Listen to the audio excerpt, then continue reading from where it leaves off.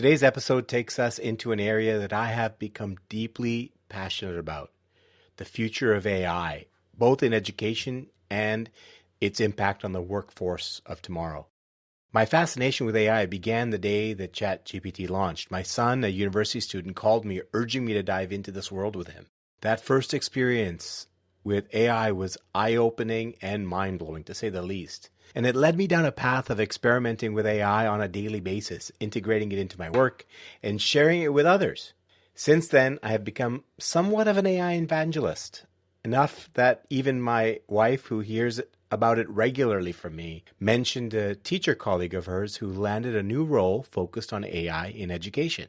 So that connection led me to today's guest, Brett Walker, a high school English teacher who has transitioned into the role dedicated to exploring and implementing AI technology across his school district, the Ottawa Catholic District School Board.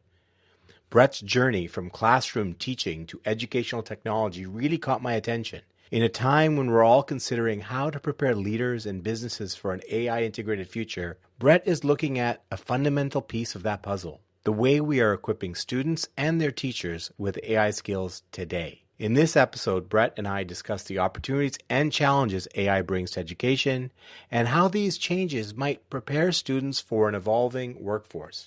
We share a common focus. He is shaping the minds of young people, and I am shaping the perspective of leaders. This conversation is all about connecting those worlds and exploring how AI will not just affect education, but also the future of work. Enjoy the conversation.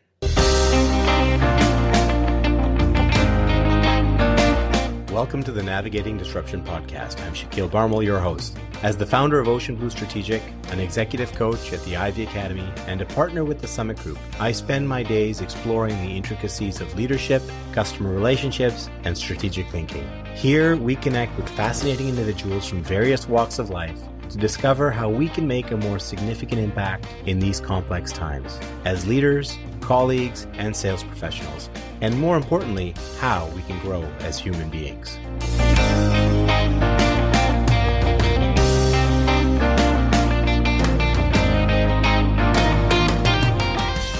Before we begin today's episode, I acknowledge that we are recording from the traditional unceded territory of the Algonquin Anishinaabe people. As I am a stone's throw from the meeting of the Ottawa, Gatineau, and Rideau rivers, it's important to recognize this area's rich history as a gathering place. For hundreds, or probably thousands of years, where these rivers meet has been a site of exchange, of goods, yes, but also ideas and cultures. And they continue to flow through this, our virtual community, shaping our interactions and hopefully our future. Brett, how are you today? I'm doing great. How about you? Good. I should say this evening, because you've already had a full day and I've already had a full day. It's nighttime. You've had dinner. Are your kids of the age that you have to put them to bed, or do they pretty much go to bed themselves? One is out of the house, first year university at Trent. Ah, The second one he's up later than I am usually, so okay.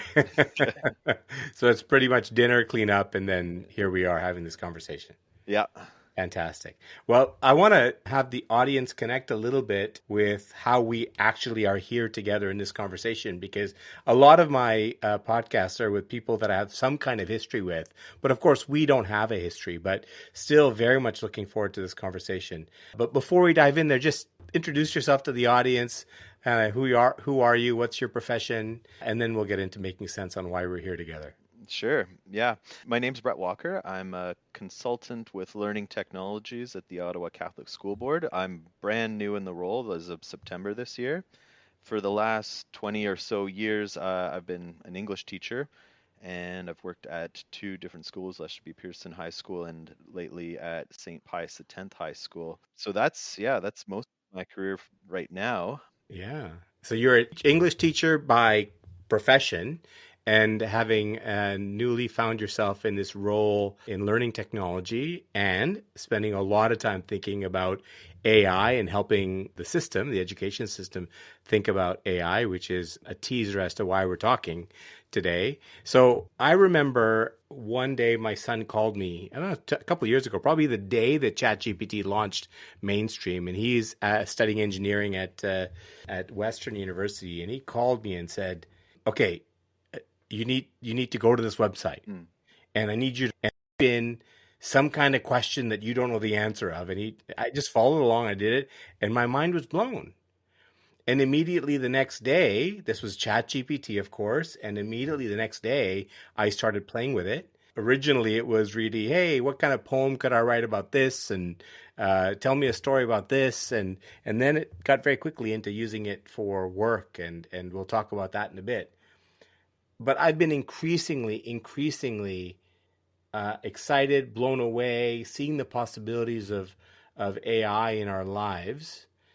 And every night and every conversation, every social engagement, I start talking about things I'm doing with AI. Yeah. And my wife, Narissa, I think she's really sick of it because it's like constant. And Yeah. so one day she said to me, "You know who you should talk to? You know who you need to have a conversation with?" And she told me about you and your passion and your interest in AI. And she was excited to connect us.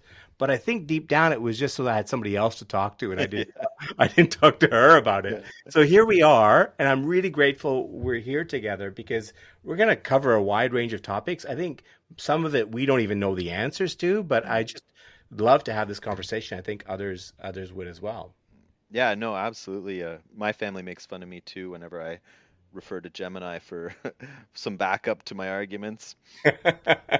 Yeah, no, absolutely. I'm excited to talk about it. I'm spending a lot of time working with teachers. I'm looking Hmm. at tools that use AI, talking about AI's role in education and Yeah, how it can be used. And yeah, it's changing by the day, which is, both exciting and yeah, scary in a lot of ways. So yeah. yeah, no, I was excited to connect with you and get to know you a bit better. So it was awesome. Yeah, awesome. Yeah, so I mean, of course, I spend a lot of time thinking about AI's use in the business world, and for me, I'm very much in adult education and leadership education, and so I use it in educational settings and all of that. But I'm really eager to speak to you because when you said that you're applying in educational settings, and if I really think about the impact of AI, yes, it's pretty incredible now, but really, we don't even know what the real impact is. And you're working at it in the education system. So I'm super intrigued to talk about what are going to be the implications for the young people in school today who are this is going to be a way of life for them. I guess they're calling them Gen Alpha. There'll be another one coming along pretty quick after that. And what's the workplace going to look like? What are leaders going to have to think about? So we'll jump into that conversation. But that's why I'm super eager to talk to you because you're thinking about some of those things in the education system today, and that's kind of our, being a futurist a little bit. Just let's Oh yeah. ramble on a little bit about what that could mean.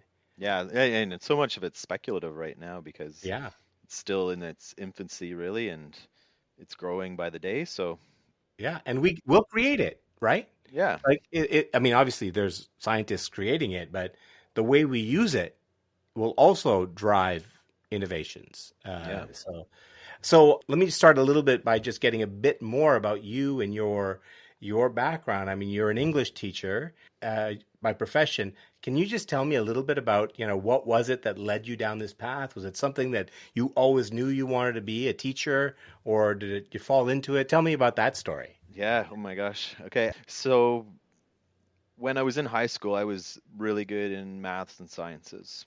Yeah. That was my strength. I did really well in them, and but my passions, my interest was always in other stuff, literature, arts, those sort of things. Mm, And it was my grade 13 OAC English teacher who said, "Hey, you should be a teacher." yeah. And I had never even thought about it until he said that. And even at the time, I'm like, well, whatever. I had Yeah. no career plans at the time, but Yeah. in university, I like I went. I took the humanities at Carleton, which was a relatively new program at the time, and really neat, but studied, philosophy, English, religion, Yeah. languages, like all sorts of things. And that really kind of, guided me in that direction. And when I finished the program, I was like, okay, what am I going to do now? Like, I, Yeah. I didn't really know. And I did spend some time writing because that was one of my passions as a young child. And I realized, okay, this is, I can't sit around all day.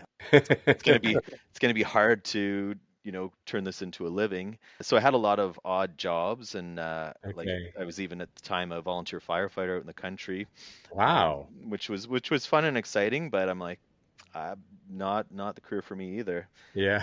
Uh, and so it's like I just I applied to teachers college like right before the due date, and it was really tough to get in at the time, but I managed to get in. Went to Ottawa U, and that just Yeah. like set me on that path, and I loved it. I loved every minute of it. Yeah. Really enjoyed being an English teacher. I still do. I still really have a passion for it. Yeah. But Yeah. then in the last year when this AI started blowing up, we bunch of teachers said, "Hey, like we gotta we gotta look at this. We gotta get ahead of this wave that's Yeah. coming because it could have a real disruption to the education system." Yeah. And so this was last year. Yeah, we formed a group of teachers and everybody was really interested in it, Yeah. and a lot of people were afraid, like that everybody's gonna cheat. It's gonna just throw wrench in the whole system. But as we got together and started looking at things and sharing and talking and exploring these different products and tools, Yeah. we saw both the dangers but also the potential, and Yeah. that's kind of what propelled me. Then a position did open up at the board office in learning technologies as a consultant, and Yeah. yeah, I thought, hey, let's try something new. Let's try a new challenge. And Yeah. I was, on to be honest here, I was very much on the fence. I love what I'm doing. I love where I'm working. I love the people I work with, the students, the teachers, the staff. Do I want to leave that for something completely different, something unknown? Uh, and yeah, I just said let's do it. Let's try it.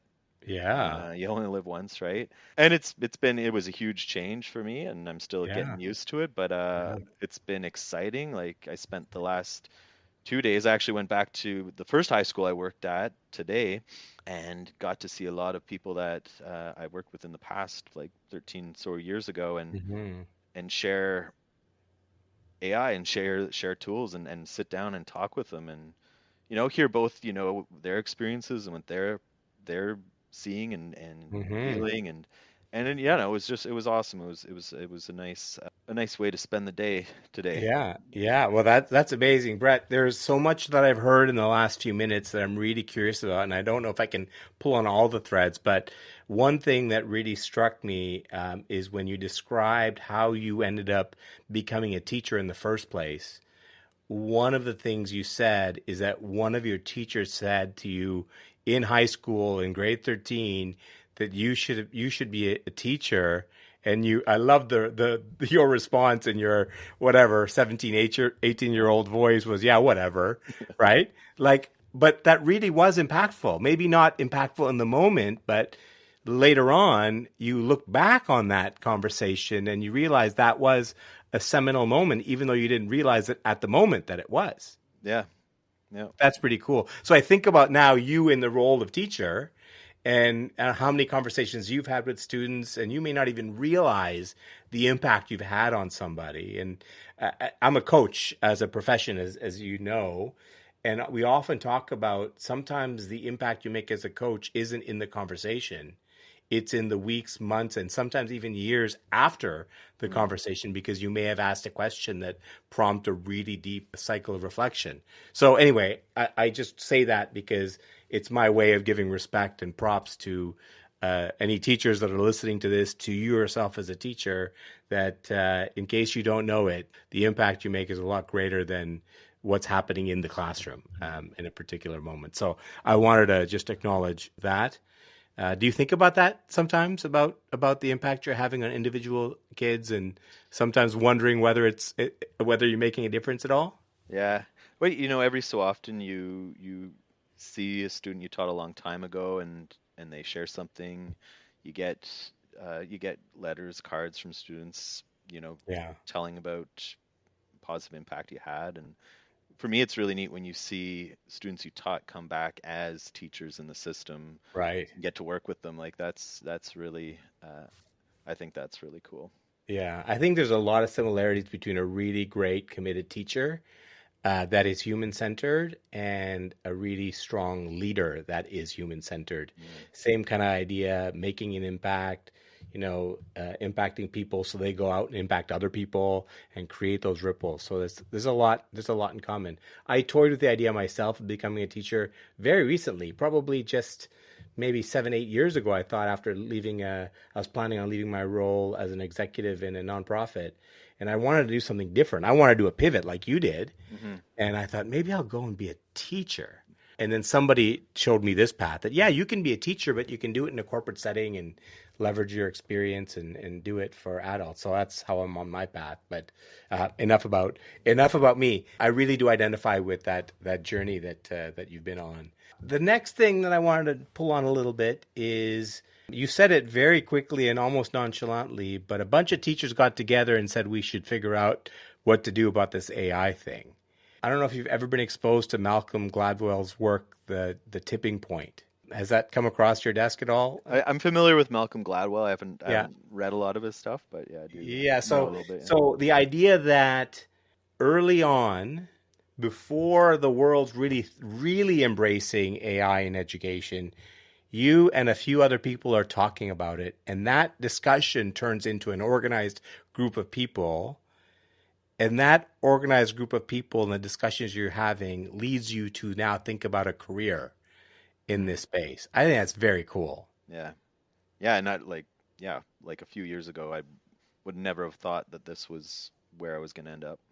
Yeah, it's just amazing the idea that the way we interact, the things we talk about, the questions we ask ourselves, the people we interact with actually do influence our choices and paths and put us in situations that we would never anticipate. Anyway, those are a few things I was listening to that I found really cool. And now the big career pivot. So, congratulations, kudos. That is a big leap to go from your profession of teaching in a classroom, something you loved, to going down this path. The first day reporting to your new job, were you excited or were you like, what the heck did I just do?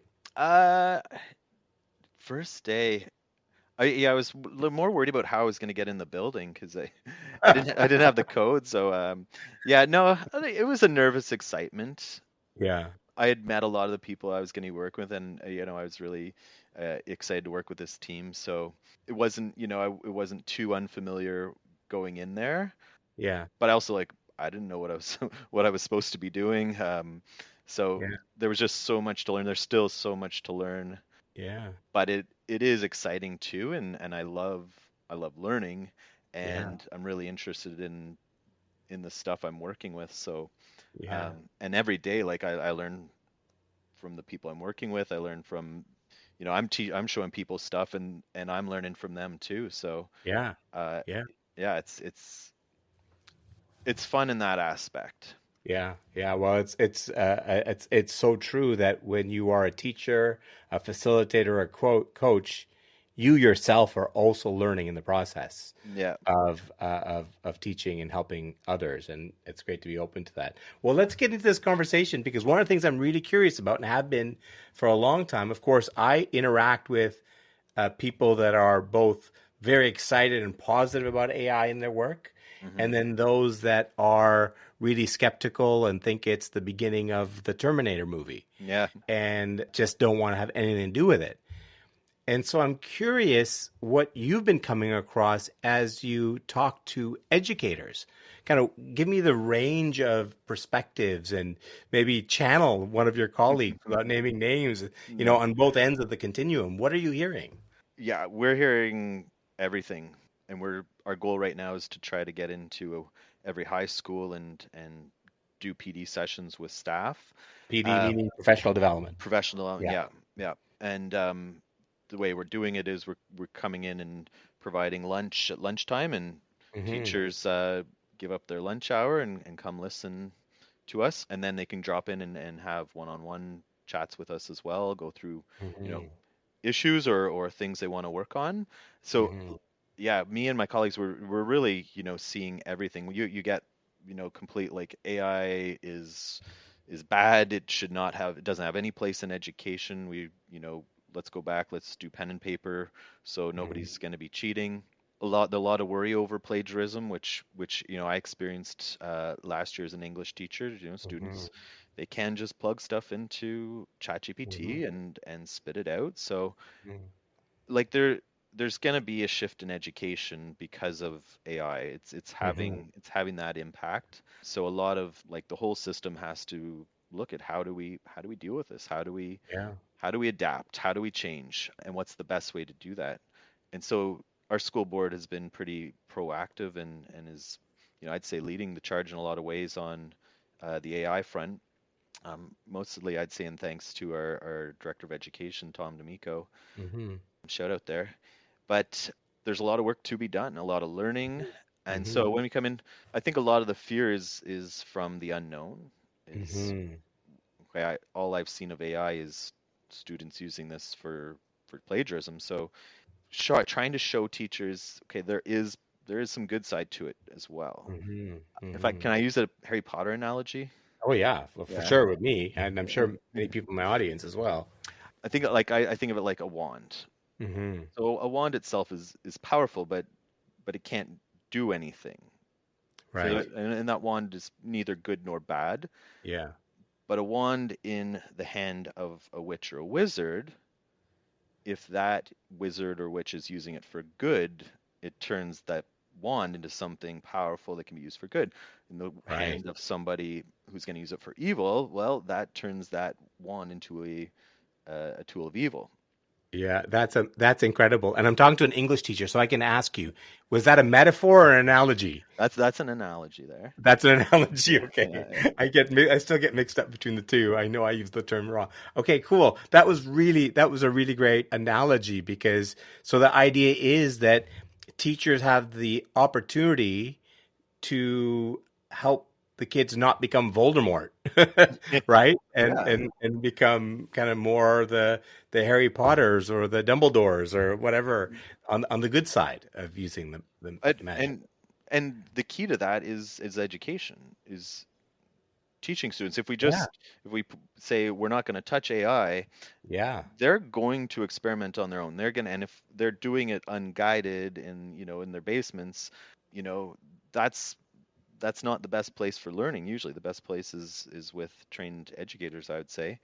And yeah. so if we as teachers learn how to use it properly, ethically, humanely, like all the right reasons, and those are the guiding principles that our board has established, then they can, use it in their lives in the proper way and when they go out like you in the Love it. workplace. I love it. And the students that learn how to use it properly, effectively, are going to have an advantage when they get out of schooling and education because they have this skill, they have this ability. And the students who don't learn how to use it properly or effectively they're going to be at a disadvantage, I'd say, because the Yeah, workforce, like in 5, 10 years when they're coming out of school, yeah. like most workforces are going to be employing AI in some aspect. I'm assuming, I'm speculating. Yeah, yeah, yeah. I would think so. I mean, I'm certainly seeing it now, and of course, it's a slow ramp up, but it is a slow ramp up. I mean, I don't think organizations are using it to its full range of capability. Some industries, I know energy is using it quite a bit, and I know customer services is using it quite a bit. We all deal with chatbots all the time online, Yeah. but I still don't think they've scratched the surface of what's possible. But I love that way you're thinking about it. It's this idea that educators have this ability to influence young people to use it for good, and this recognition that if you don't give them some parameters and give them some guidance, it's more likely they will either not use it or use it for not productive purposes. And it really is about making them competitive and making sure they have the skills to kind of thrive in the future. And if they don't, somebody else will be learning and will be adapting, and they just need it to be competitive. Totally. Yeah. Did Narissa tell you about? my use of AI with her? She did, and I didn't fully understand the application, but she was. I know the reaction. You tell me your side of it. Okay, I'll tell you my side. Yeah, So basically, her task was to take this a big long document that had all this information with hyperlinks to put into a Google Calendar, yeah, and it was a whole year's worth of stuff. And yeah, so she was manually, transferring one thing over at a time, and she hadn't even got to the hyperlinks. I'm like, that's going to take a long time. I'm yeah, like, I said, I think Gemini could do that. yeah, And Narissa and Nadia, another coworker, were like, I don't know, Ken. I'm like, I don't know. And my thing is always, let's try it. Let's see let's see what we can do. Like, can it yeah, do it? Can it not do it? I don't know. So I played with different prompts, yeah, and at first it was kind of doing it, but not really, and it wasn't spitting out just right. And I'm like, I like a challenge. I like yeah, a puzzle. So yeah, I worked at it for about an hour, yeah. and in an hour I was able to get it to do what we wanted it to do. But it took a lot of tweaking and then a lot of weird Right, things to play with it. And then in another hour I was able to extract the data and put it into the format that would work to get it back into the calendar. okay.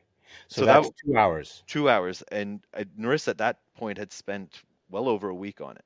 She'd already spent a week, and she was far from being done. Yeah.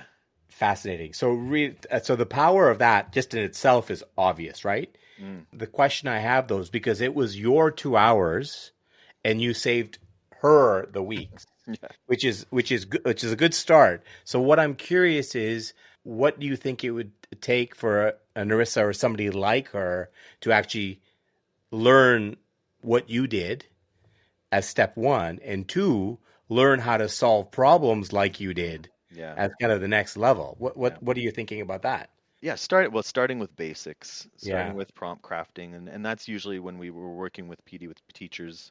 We'll yeah, start with some basic prompt. How do you talk to AI? yeah, Like yeah, you can't just say AI go do this. yeah, It needs to be in a specific way with yeah, a lot of detail, and then we're changing, tweaking it to make it work better. yeah. Another example, a teacher today, a phys ed, an AD, an athletic director, was planning a badminton tournament, Mm-hmm. and she said, I want something that's going to help me save time. I'm planning, I will have this many teams, this many courts. I want it to spit out a schedule so that all the teams are playing and they don't have more than one break at a time. Yeah, I'm like, okay, well, AI should be able to do that. yeah, But I put it into Gemini, it didn't work. It said, oh yeah, I'm doing that. But it wasn't. I could see like the same teams were off 3 times in a row. yeah, I tried ChatGPT. I tried fine tuning the prompt. Nothing would work. And another guy was there, and so I was busy. I said, okay, I like you work with her. And so he went and he was able to get it to work. I don't know how he did it in the end, yeah. but yeah, AI is a funny thing where you do have to really learn how to work Yeah. with it.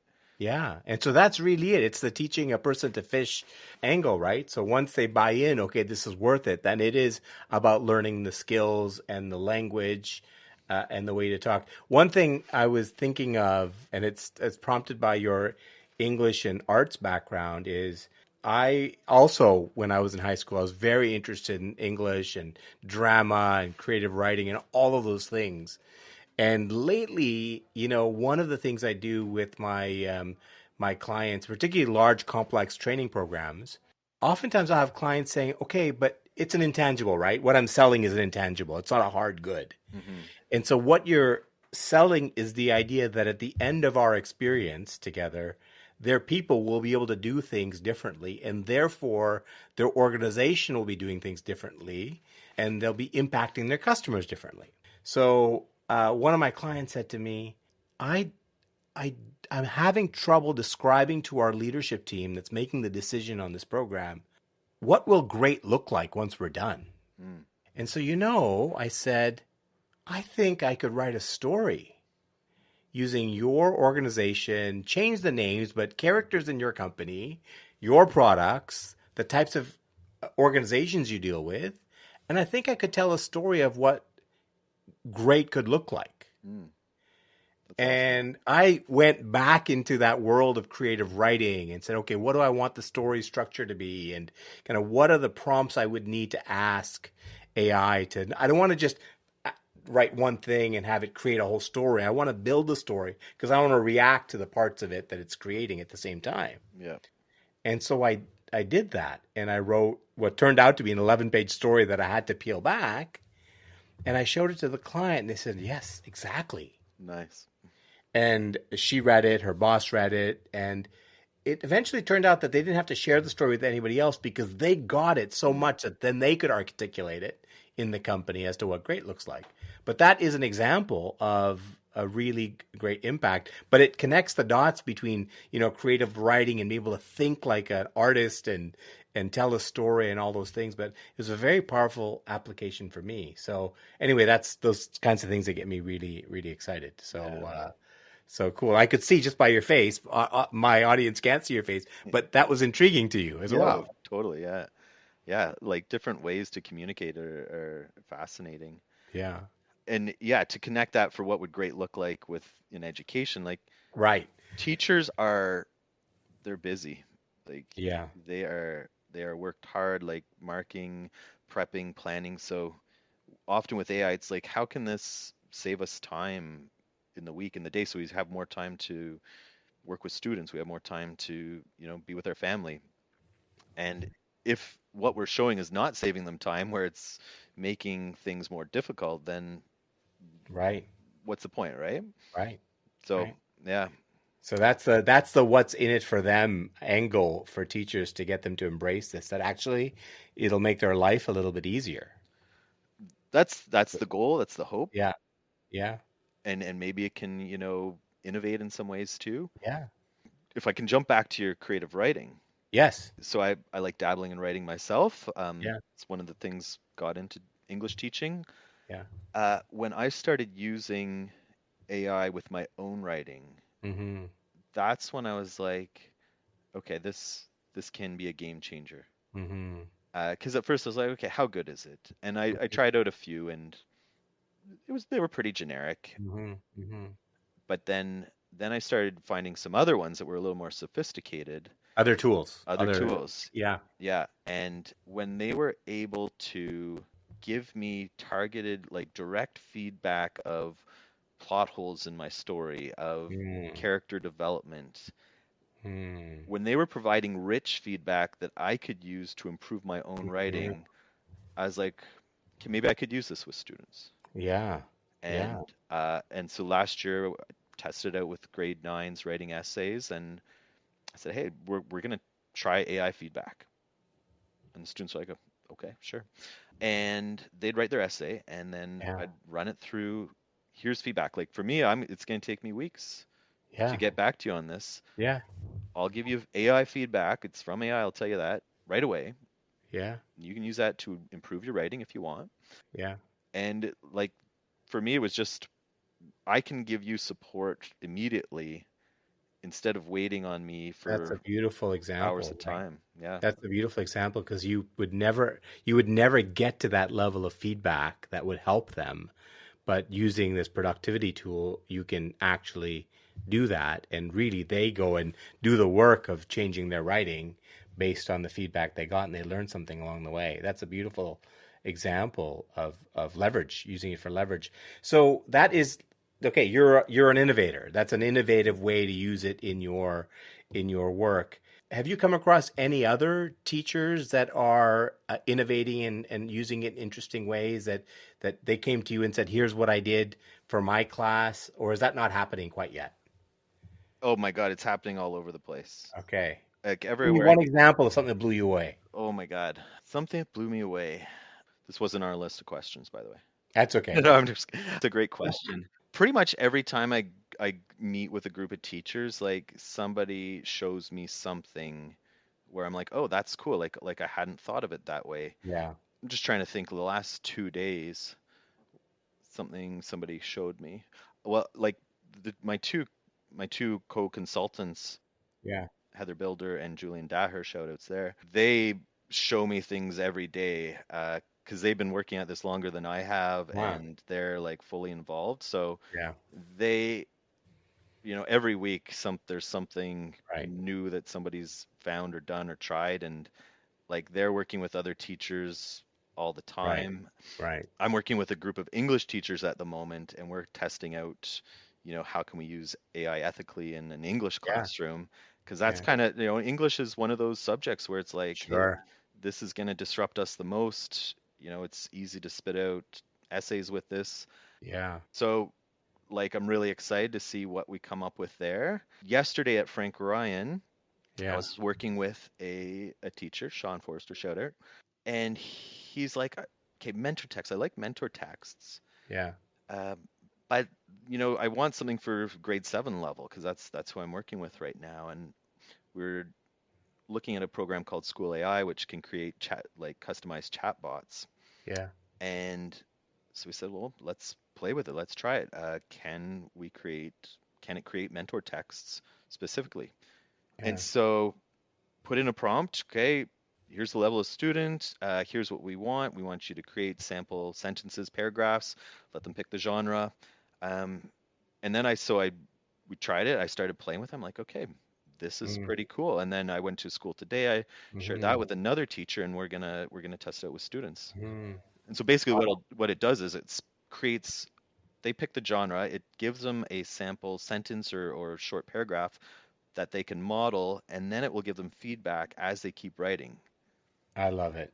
That's another great example. What it makes me think of is last year, every year I try to take on a new thing to learn, something that makes me uncomfortable. So last year the theme was improv. So I was taking a lot of improv courses. And so as I'm preparing for our final performance, which is like our class project, our final performance, one of the things you have to do is prepare a number of characters and carry them in your head so that you can draw on them, Mm, not just the character, what's their motive, what's their life history, what's their personality, what kind of motivates them. So you can just draw on that immediately. And so I decided to play with AI and I said, I'm going to prepare for this performance in improv. Can you provide me with 5 characters that are different with different motivations, different generations, and tell me like different characteristics of them? So it spit it out, right? I read it, I carried in the back of my head. And what was interesting is when I was in the moment for improv, I didn't actually draw on any of those characters, but I drew on some other kind of amalgam of, but the yeah. character, the work of doing that actually helped me prepare. So now I think of creative writing and you're wanting to create a story. And yes, maybe you have the era and you've got the setting and you got a bunch of other things figured out, but maybe you want some thoughts on characters Mm. that you might put in the story. And that would be a really good kind of prompt to think about. Okay, let me think about how do I add to my story as opposed to I'll still come up with a story, but just give me a few sparks to make my story a little different or interesting, or I get writer's block Hmm. and I have an opportunity there. Anyway, we're just going off on this. I do really want to get to this topic. You identified that there's teachers innovating all the time. So that suggests to me that there are teachers in Teachers College right now Mm. that are experiencing AI in the world because that's just what happens. And probably very few of them are purists and saying, no, I'm not going to touch AI. I'm sure they're all interacting with it in some way. So those teachers are going to come into the education system primed and ready, and that will drive change because they will bring that into their work. Hmm. While you do your work and influence the teachers that are already there and help the teachers already there, this is going to happen. This is my prediction. So now let's back the truck up and say that's going to happen to the kids in school right now. And those kids in school are going to end up in workplaces in the next 10 years or less. Let's just play around here, a little thought experiment. How do you think like workplaces are going to change? Mm. What comes to the top of your mind as far as what do you think is going to be happening in workplaces with this next generation who's going to be literate getting into the workplace? That's a great question, and yeah, I don't have, like, it's all pure speculation, but Yeah, like I'm hoping AI is used for, the right purposes, streamlining things, yeah, making things more efficient so that we can spend our time really on the bigger issues. Like a lot of, there's a lot of menial data tasks that can be done relatively simply with AI. yeah, You want to make sure you have the accuracy. yeah, Like one of the issues with AI is it doesn't have 100% accuracy. yeah, But I've heard about a lot of fields. I've medical industry, yeah, could revolutionize that. yeah. Diagnostics, you're right. Diagnostics and finding new cures and treatments for things that haven't been solved before. Computing industry. Yeah, I'm a video gamer myself, yeah, and AI has been a part of video games from the get-go. right. But generative AI within video game systems could Hmm. be like the next big thing. I Hmm. did see like a little demo of it where like it will adapt and adjust conversations like based on the individual player, how they're Hmm. playing the game. I like, that has the potential to revolutionize gaming. Hmm. Hmm. So hopefully I'm around to see that. Yeah, There's also yeah, dangers too. Like every AI movie yeah. is, disaster Go- movie. It goes to the dark side for It sure. goes, they all go. There's a book called The Electric State. Okay. It's a beautiful, it's like it's got beautiful graphics all throughout it, but it's a written story, and they're just making it into a movie. Hmm. But the basic premise of it is the world has just succumbed to virtual reality, Hmm. and so it's about the main characters walking around with a robot trying to find her brother, and everywhere you go, it's just people standing with these machines on their head Hmm. because they're all just Hmm. in a virtual place. So, like, that's the Yeah. extreme. Yeah, for sure. But there were movies like that. I mean, obviously Terminator, and I mean that was the big Mm, movie when I was in my teens. yeah, And Vanilla Sky with that's a good Tom one. Cruise. That's another one that is that, and those were years ago, so very, Yeah. very prescient. So here's a couple things I'm thinking of around the workplace. And I'm thinking a bit strategically, but I imagine that young people coming to the workplace that haven't experienced a problem before now have access to the experience of predecessors, experts that can give them perspective on how to think through a problem Mm, or a decision they haven't framed. Like I'm imagining things like new product launch. What are some of the things I can think of, I should be thinking about? So that's one thing that I think is there. And the other is scenario planning. We just talked about the future is uncertain.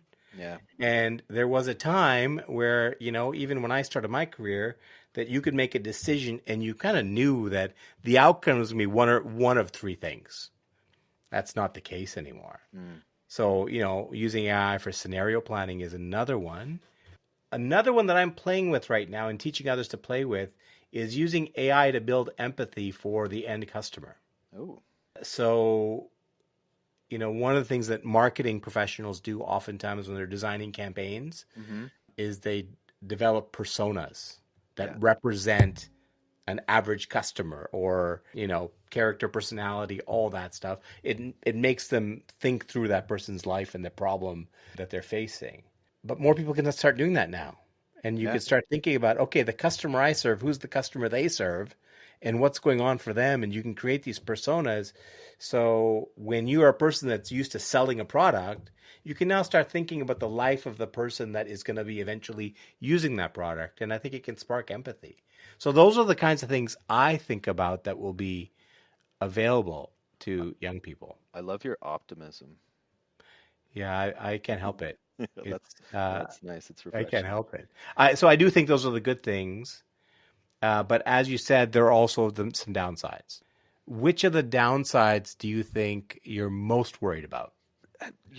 Getting in the hands of the people that are doing malicious things already, Mhm. like the idea of, stealing your voice, your identity, using that to Right. scam people. yeah, like the deep fake, like people growing up now, they have to be like more critical than our generation was, Yeah. because there's so like you can't trust anything anymore that you're reading, even what you're seeing and hearing. Like Yeah. unless you're talking to somebody face to face, you're not Yeah. always 100% sure that it's real, and so you have to constantly be saying, is this real? Is this accurate? Where's this coming from? So asking all these questions. So, that's, another big education piece to this Right. is teaching young people how to be critical of what we're consuming. Because we see what happens when mistrust in media is created, Yeah. and the world. But I like how you're talking about empathy, because the lack of empathy you see on social media, even in real media, like it's just, Hmm. as a human being, is sad, really. Hmm. Yeah. And yeah, if it can be used in positive ways to help build that'd be amazing. Yeah. Other downsides I think about. So yes, it's the people doing the people with bad intentions have another tool. Something I do think about is, you're reading a lot of stories about AI relationships Mm-hmm. and some of the things that have evolved partly because of the pandemic. People spent a lot of time alone. Young people had to interact and didn't really have much interaction with people. But it is a growing trend, right? Loneliness and solitude of people. And on one hand, AI is nice for some of them because there's a really lovely AI called personal intelligence, PI for short. I don't know if you've Oh heard yeah. of that one, but design parameters are kindness, empathy, humor. Mm. And so you can imagine somebody, having a conversation and feeling really kind of engaged, less lonely. But the reality is, it's a robot they're talking to. Yeah. And so while on the surface that's nice that they have engagement, the reality is that what does that do for their social skills or their desire to engage with people in person, live? And so I do worry about that being Yeah. being a downside. Yeah, and we've seen, how cell phones, smartphones have had an impact, and social media has Yeah, had an impact. Mental health, yeah, it's an important part to this. yeah. Yeah, you've seen the movie. Have you seen the movie Her? No, Oh, I resist some of those kind yeah. of Black Mirror dystopia type movies. They just make me sad, but I should watch them. That one's it's a really well done movie, but yeah, it goes into that whole relationship taken to the next level, like idea. So Yeah. yeah, Okay. Well, one of the things you said that I think we should put on the table here is we need to teach not just young people, everybody, but let's start with young people because that's your audience, critical thinking. yeah, That has always been true. I studied critical thinking in the 80s in university, but we have to really be deliberate about critical thinking in the education system. I do think we have to be deliberate in building the practice of interpersonal engagement and empathy and all of those things. And if the education system isn't able to do that fast enough as AI evolves, then I do think it'll be something left to employers to think about. Is how do they make sure that people coming out of into their careers, into the workplaces, have the critical thinking skills, have the interpersonal relationship skills, have the empathy skills, and maybe that's something we can think about that has to combine, be partnered with advancements in AI technology, yeah, the human stuff. absolutely. Yeah. Yeah. Well, Brett, we've had a pretty good conversation. It's gone very fast. Oh God, yeah. It's we've already been talking for about 45 minutes. Just maybe final insights. You started talking about ideal future state here. Fast forward in your role, even 2 years from now, what would be something you would love to see that you feel is within reach? You're not there yet, but if it's maybe even a little bit ambitious, but it's within reach, what would it look like? How would teachers be using AI on a regular basis? What would be the thing? Yeah, I honestly, I think, a healthy balance, like Hmm. if you go too much to any end of the spectrum. Like you want to strike that healthy balance where, Hmm. we're still interacting with humans, we're still getting outside, we're still being physical, we're still creating stuff. But then, AI is there as a piece. It's a helper. It's supporting. One thing I don't think we got to mention was, the ability of AI to help level the playing field for some students, like students who need support with specific learning needs. Hmm. Like one other bot we were able to make was helping a specific student who had a language disability where it he could put his ideas into it and it would help him formulate those into sentences and paragraphs. And it started out as just a tiny little thing, but it's something that's snowballed because it had been effective. Hmm. Like students who don't have the same support at home, like we can create Hmm. study bots, support bots, and a lot of teachers are using that right now. Hmm. So, kind of using it in the right ways to level the playing field, Hmm. help those who need the help, who need the support that might not Hmm. otherwise get it. Hmm. Uh, Okay. yeah, That's awesome. That's a great vision, and I really do believe that the kinds of things you're talking about, this will be one of those catch fire things. This is going to continue to take off, and thank goodness for people like you that are trying to be proactive and thinking about how do we make sure it's being used for good? How do we make sure it makes a positive impact on people's lives? And I'm really glad. I feel better knowing there's people like you spending time thinking about these things. So thank you for that. yeah, no, it was a pleasure talking with you, and I look forward to seeing you again in the future. Thank you. And I'll be watching closely and I'll be getting updates from Marissa all the time now. And maybe you can get her to talk more about AI with me. And so it'll be a two-way thing in our household. Okay, we'll start some lessons, some weekly lessons. Awesome. Thank you. Brett, have a great evening. Really a pleasure talking to you. Okay, thank you. That time flew for Brett and I in the conversation. So we really illuminated several key insights for leaders and educators, and all of us navigating the impact of AI on society. So many insights, but I'm going to focus on three. The first was preparing for the positive use of AI.